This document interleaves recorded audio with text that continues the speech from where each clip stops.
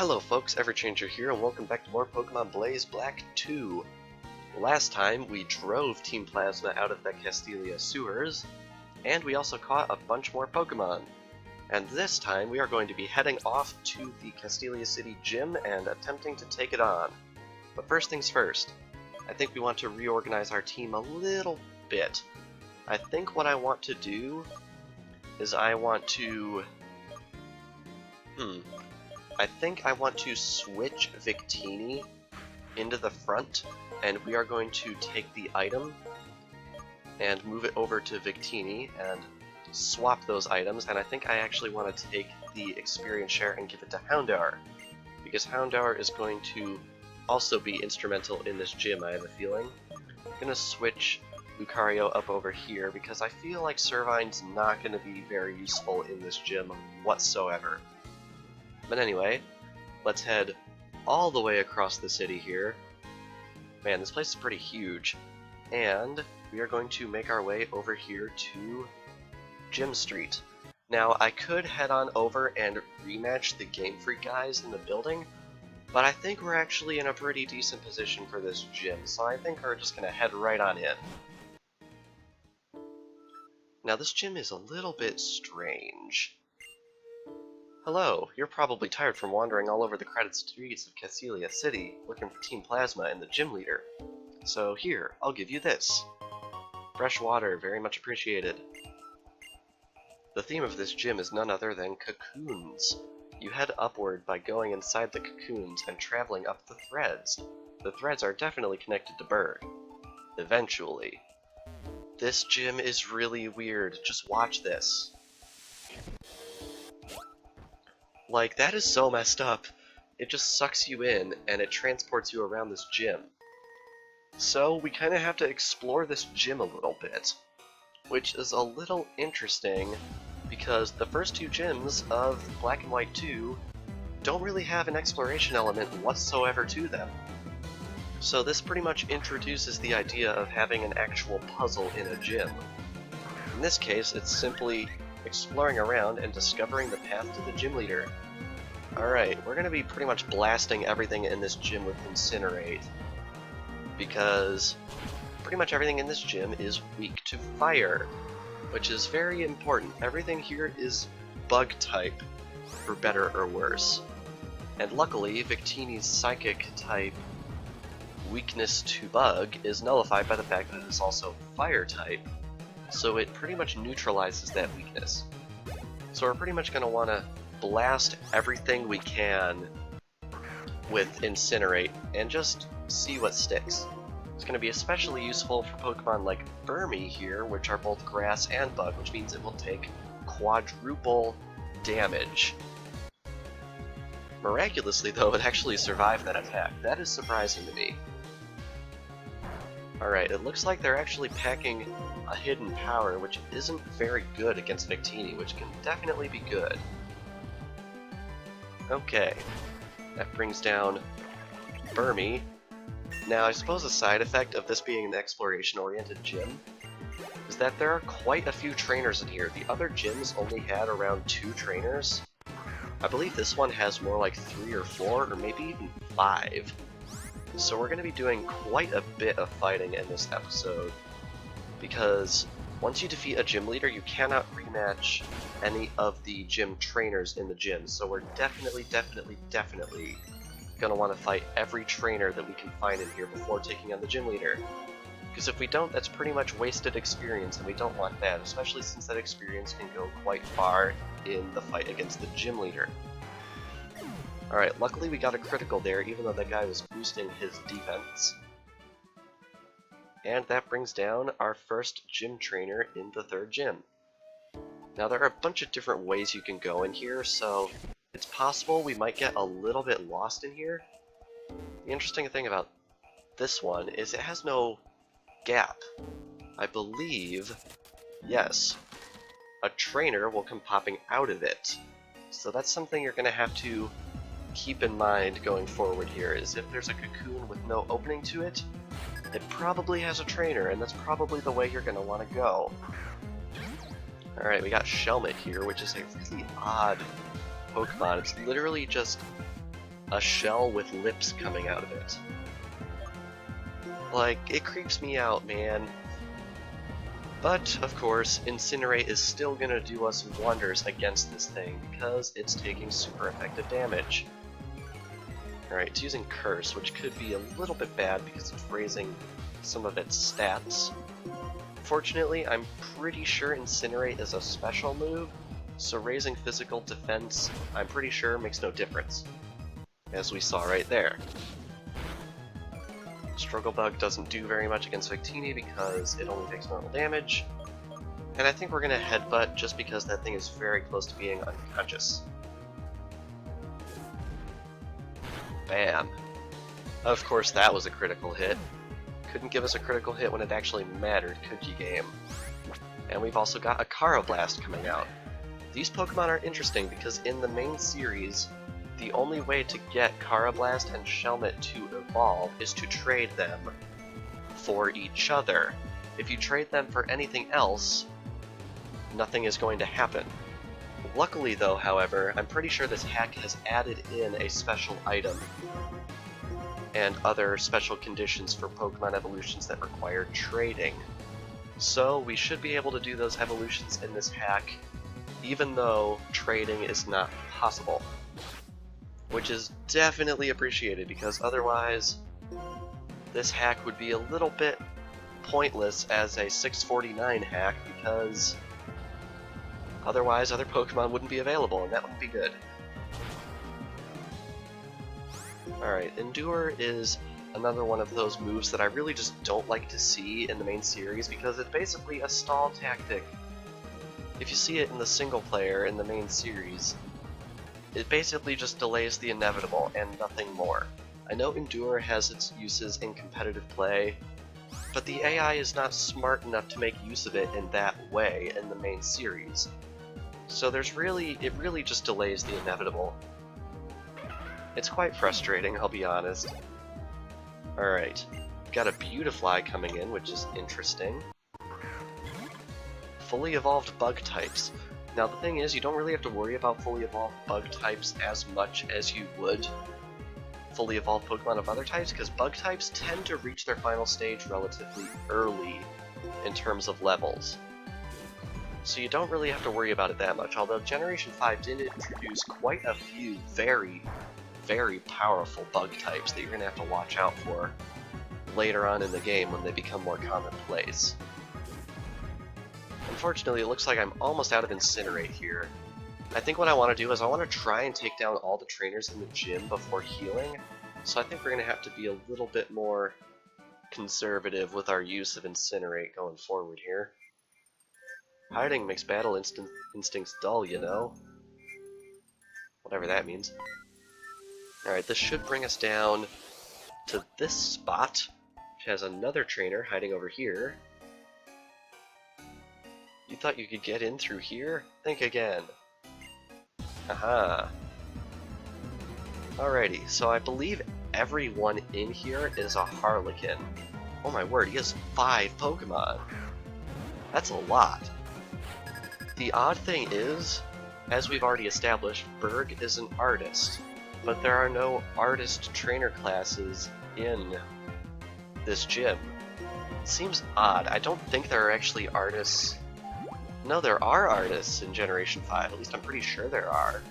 So I don't know why they didn't put them in here.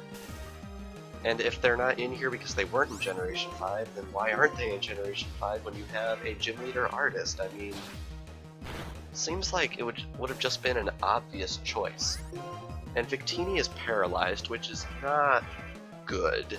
That's definitely something we're going to want to watch out for in the future, especially since this Paris is only this guy's first Pokemon.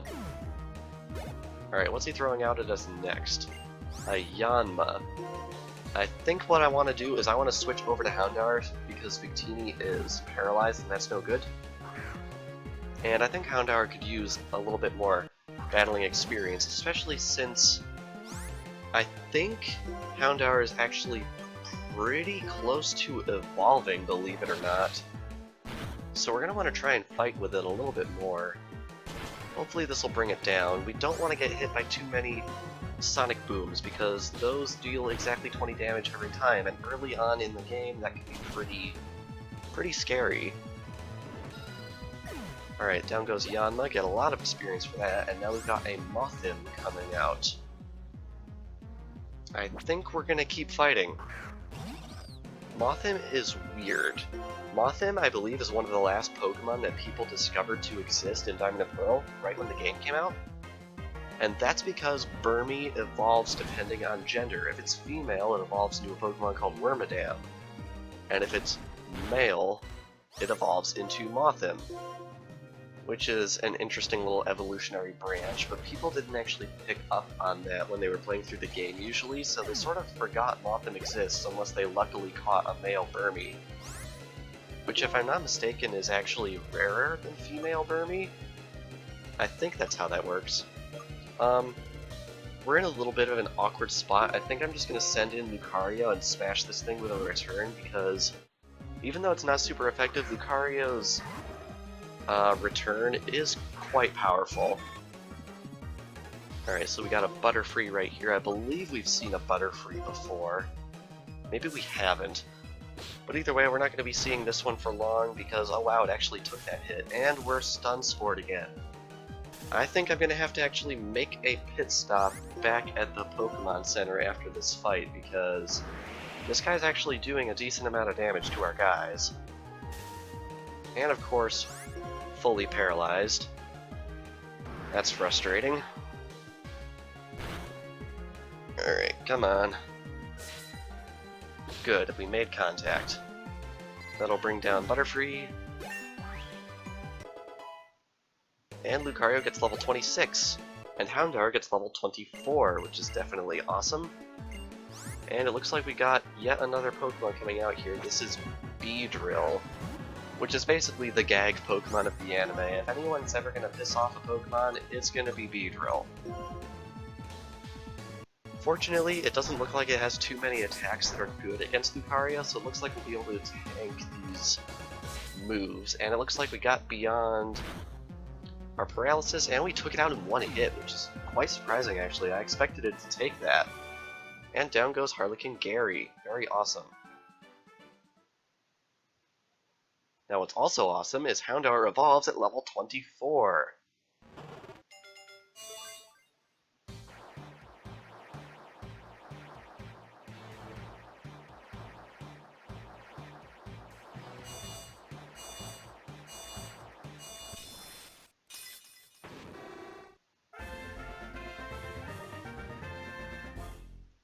Congratulations, your Houndour evolved into Houndoom.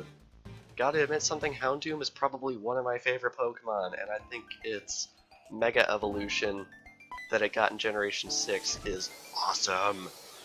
But anyway, I think what we're gonna do is we are gonna head back to the Pokemon Center and heal. Because, look at our guys. 2 paralyzed, and pretty much everyone that I've used in the gym, period, down to half health or less, and lots of power points used up. That is definitely not good going forward in this gym here, because I'm pretty sure there are a few other trainers in that gym that we're going to want to fight before heading off to the gym leader. So let's head right on over here to the Pokemon Center. I wonder if I'm going to get a medal, because we've had a few evolutions in the series at this point, and I'm pretty sure you get medals based on how many evolutions you've done.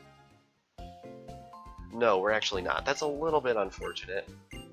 But there's definitely going to be more evolutions in this series, even though I think I'm probably going to try and catch most of the Pokemon straight out of the wild. I'm pretty sure there are some I can only get through evolution, which is definitely going to be interesting. Luckily, there are a lot of trainers you can rematch in this game. I'm pretty sure you can rematch the Hoenn gym leaders as many times as you want.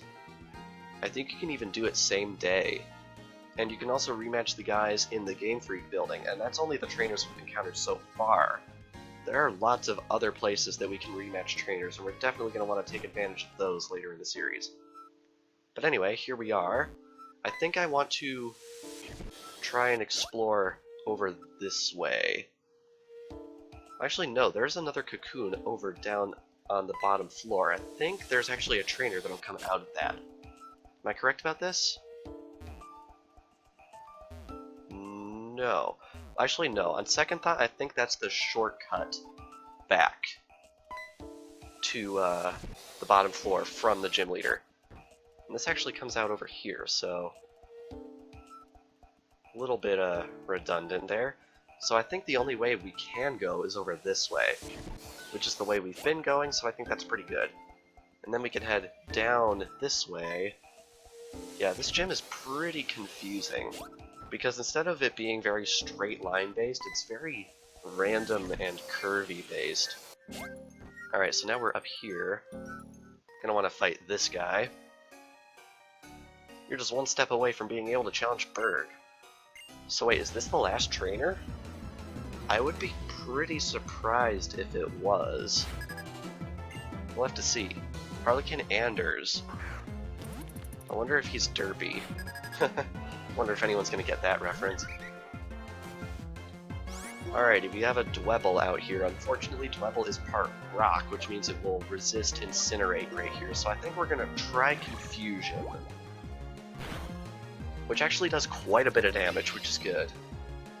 And that's without the Twisted Spoon. Imagine if we actually gave Victini the Twisted Spoon. That would be quite a bit of damage. I'm also noticing this episode might be a bit long because exploring this gym is taking quite a bit of time. We're like 15 to 20 minutes into this episode and we haven't fought the gym leader yet, which is a little bit interesting. Luckily, we have a Durant coming out here, which is part steel, which means it will take quad damage from Incinerate. Let's see if we can bring it down. The answer to that is yes, we can. Very nice. Alrighty, and up next is Ninjask. Ninjask is very fast. I'm hoping Victini will be faster, but I actually don't expect it to be. Yeah, Ninjask is incredibly fast. And it generally comes with the ability of Speed Boost, which raises its speed by a stage at the end of every turn. Yep, there it is right there. Kinda ridiculous, if you ask me. I find that a lot of Pokemon with Speed Boost, unless they're utterly terrible otherwise, generally tend to get banned in a lot of competitive circles, so take that as what you will in terms of Speed Boost's goodness, I guess. Alright, so we've defeated yet another Harlequin. Is that the last one? I'm actually not positive if it is. Alright, does this go up?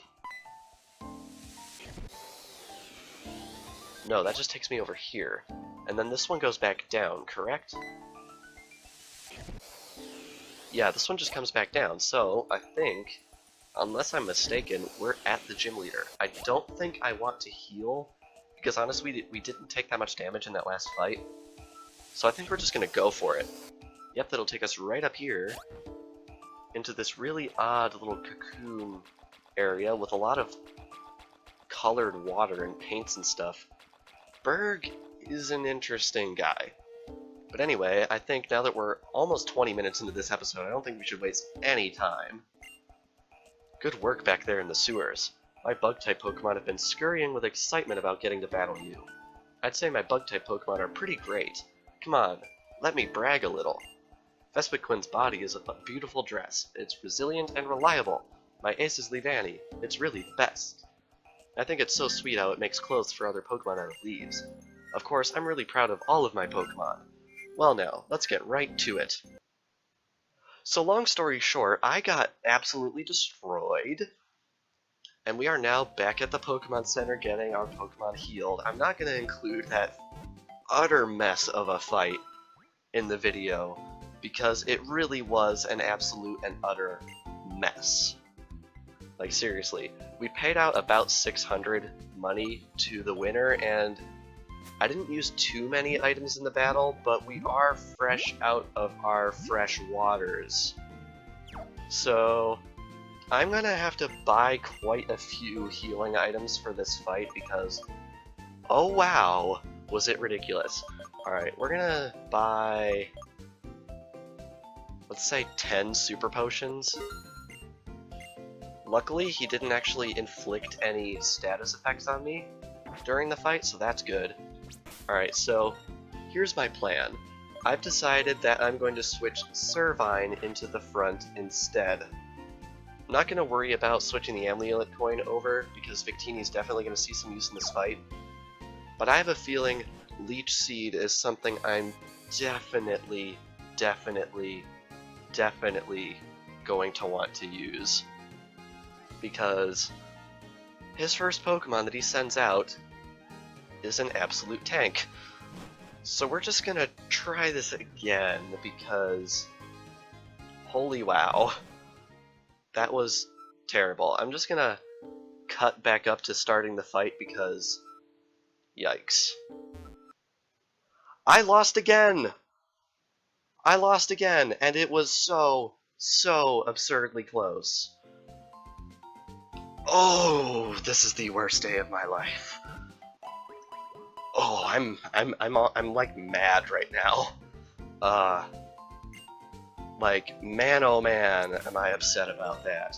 Alright, let's look at our team here. We actually did get some levels in that fight because we actually made some decent progress. But, ooh, okay. The sad thing is, I used all of those potions and the Castelia cone and a bunch of other stuff. So I'm fresh out of gear again, and I'm poorer. Alright, how many of these can we afford? Alright, we're gonna buy 15 because running out of these in that fight was what pretty much screwed me. Can we buy full heals? No, we can't.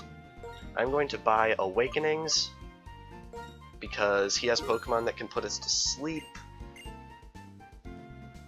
And I think that's it in terms of what we're gonna buy. Wow, we're not letting this stand, guys. This is, oh man, this is ridiculous. This should not be this hard. They're friggin' bug types. I'm gonna cut away again,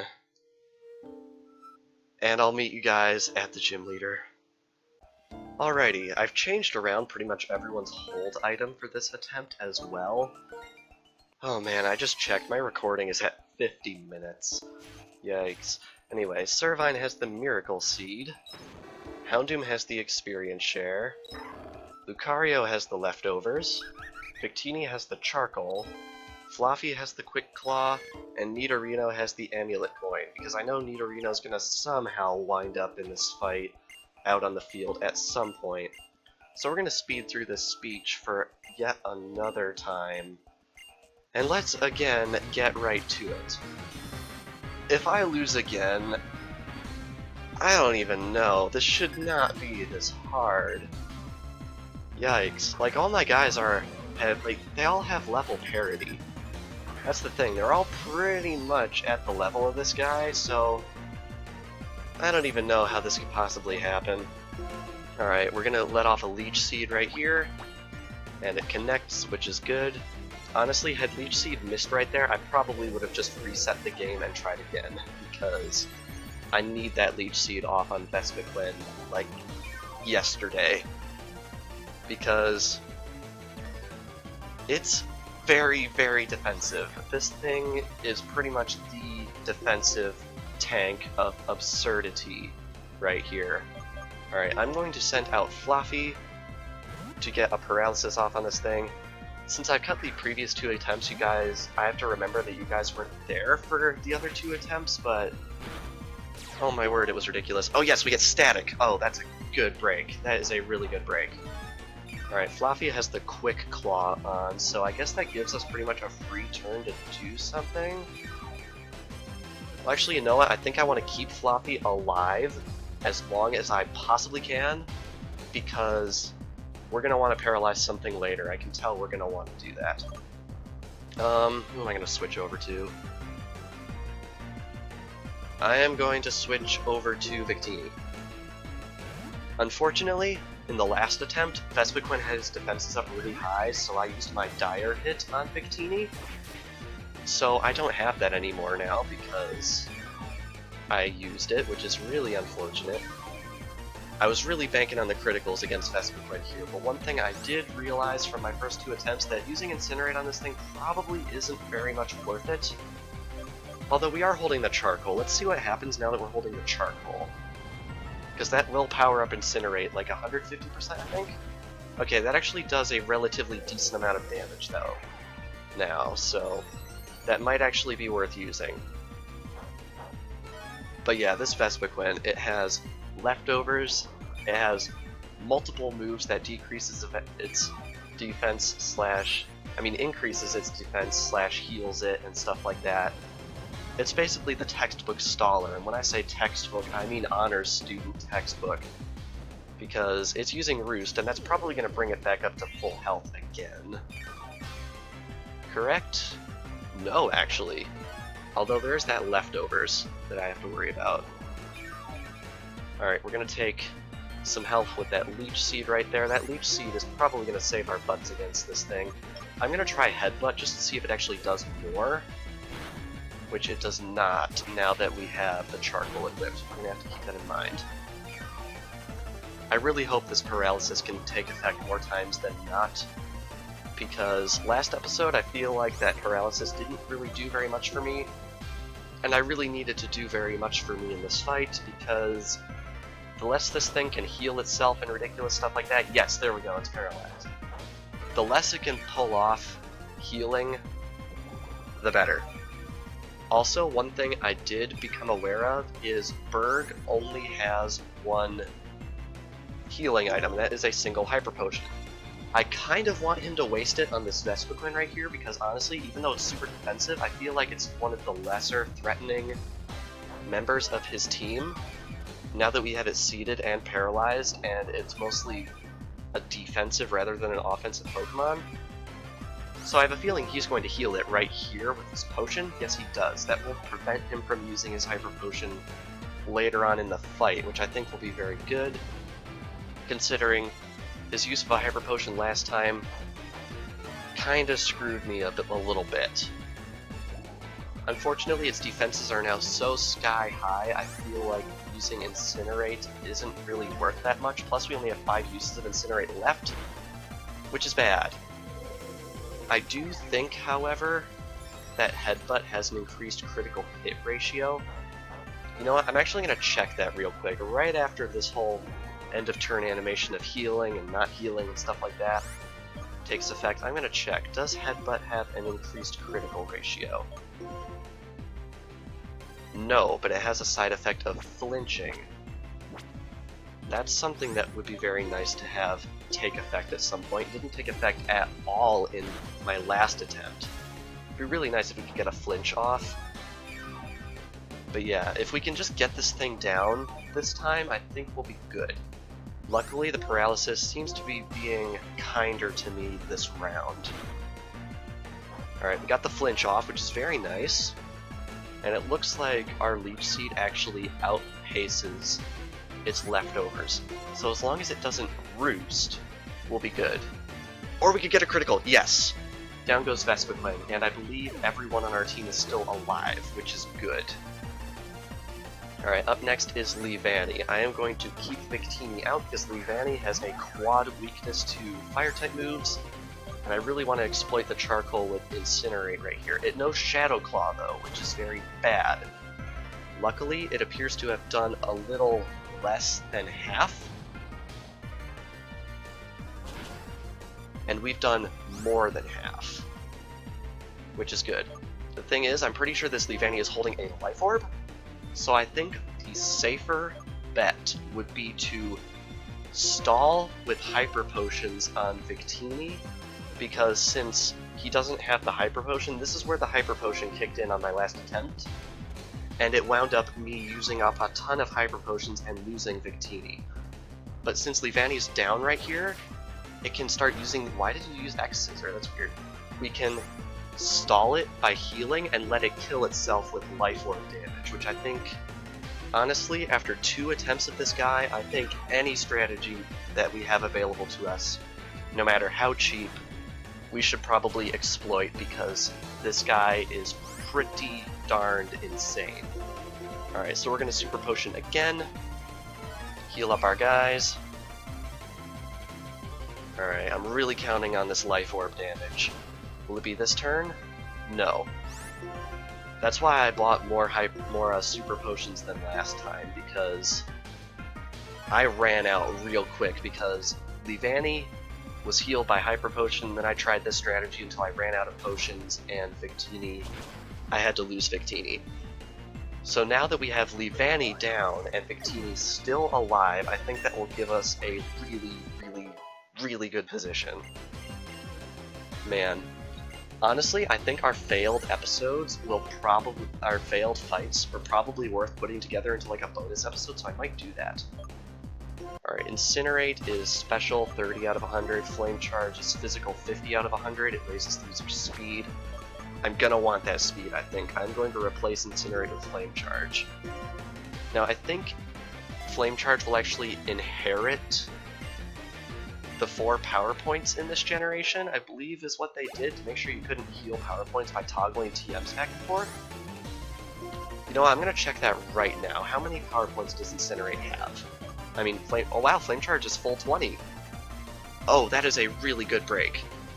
Now the thing is, Masquerain is part water type, and I believe it actually has a flying type move, but I think I want to switch into Lucario for this because Incinerate's not going to do very much, because Masquerain I'm pretty sure is... Oh wait, no, it's not water type, it's part flying.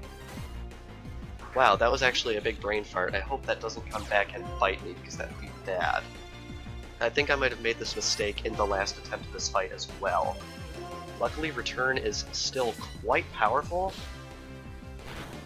So yeah, it's going to do a decent amount. It's going to start spamming Bubble Beam. Okay, now I remember what happened last time.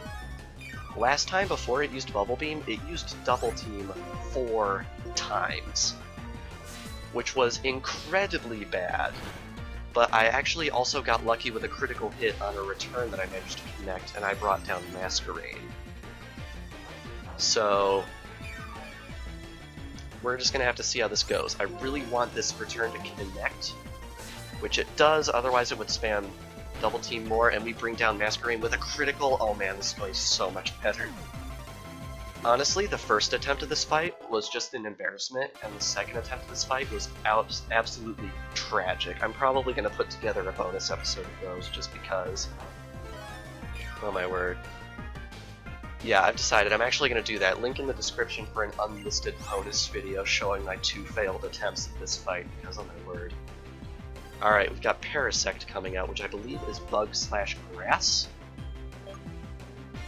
So I think what I'm going to do is I'm going to bring out Victini because it has a more powerful physical fire type move and the charcoal, so I think this Flame Charge attack is really going to save us in this fight. I'm glad switching into Lucario and Masquerain didn't bite me in the butt too much. Alright, let's see how much Flame Charge actually does when it's boosted by the charcoal. Whoa, that did a lot. That makes me very happy. And it actually has a Focus Sash. And it has it has counter. Oh crap. Oh. Ouch. Ouch, that really hurt. Alright, I'm sending in Lucario because Lucario actually knows Quick Attack. And since he cannot heal himself, this is going to bring down Parasect, which is very good. Now, we are in a much better position than I was last time. I was in a horrendous position last time when his final Pokemon came out. His final Pokemon is, believe it or not, a friggin' Scyther. Yeah, that is terrifying. Like, I was mortified in the second failed attempt when Scyther came out. Absolutely mortified, so hopefully this will go better. Scyther is out, same as last time. I am going to be trying to get a Leech Seed off on this guy, and it misses. Oh, crud. Ooh, that's bad. I got a Leech Seed off on this thing last time. Okay, I think what I'm going to do is I'm going to send in Nidorino, because as I established in the second failure of this fight, Nidorino has Poison Point, and I would really appreciate it if we could get Poison Point to trigger on the Scyther. Luckily, the Scyther is holding a Flying Gem, which means it has now wasted it on like a fall guy on my team. so that's good. Now, unfortunately, we did not get the poison point off. I'm going to send in Fluffy in the hopes that we can get the Quick Claw to activate maybe with Thunder Wave, or get our Static to occur. Alright, no, that is not what happened. And we don't get Static either. Man, I got really screwed in terms of the probabilities here. Alright, Houndoom is coming out this time, so I guess we're just going to have to go with it. Let's try Ember. And Houndoom is actually faster? I am legitimately shocked that Houndoom is faster. I could swear Houndoom was slower last time. Maybe it got a level up that gave me an extra edge? Ooh. Alright, this is going to be real close. Luckily, based on my experience from last time, I'm pretty sure Scyther is incapable of one-shotting my Lucario. So we're going to return. It is faster. How much is it going to do? Uh-oh. Come on, do a lot. Oh right, we gave Lucario leftovers. The thing is, I think this thing might still be capable of KOing me. So I'm going to Super Potion. And hopefully we can outlast this thing's Wing Attacks. I'm pretty sure Wing Attack is 15 power points. If this thing gets a critical, man, it's over. This fight, like, this fight. I feel like this is easily going to go down in infamy as one of this game's cheapest fights. Wait a minute, what am I doing? My Lucario is Quick Attack, right? I'm not crazy, right? I have Quick Attack, right? I do. Please KO this thing. Yes! Yes! Oh my word. I am ecstatic right now, and also very pissed off, and also my voice is starting to hurt. It's over, you're incredible. You bet I'm incredible, Burgh. Man, you suck. Oh hoo, you are very strong indeed. I guess it's no surprise I lost. Here, take this insect badge. I think it'll suit you, and man do we deserve it.